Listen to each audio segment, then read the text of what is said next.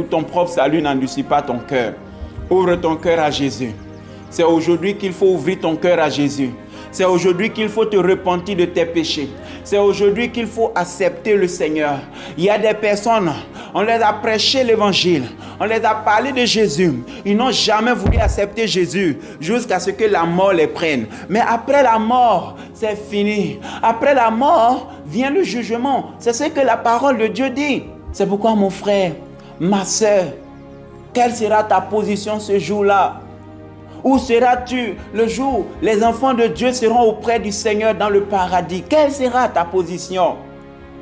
Le jour que le Seigneur viendra enlever son église et que son peuple sera en train de crier gloire au Seigneur dans les cieux, Hosanna au plus haut des cieux, est-ce que toi tu seras parmi ces personnes? Ou est-ce que ta position sera parmi ceux qui seront en train de grincer des dents, en train d'être tourmentés par le feu de l'enfer, par les ténèbres? Est-ce que c'est là-bas ta place sera? C'est une chose sur laquelle il faut méditer profondément et examiner ta vie pour voir ta position pendant qu'il est encore temps. Pendant qu'il est encore temps, il faut te repentir.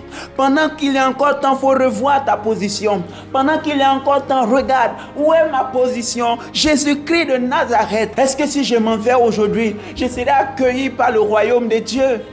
C'est des choses sur lesquelles tu dois méditer. Ne joue pas avec ton éternité. On n'a pas deux vies. On n'a pas trois vies. On n'a pas quatre vies. On a une seule vie.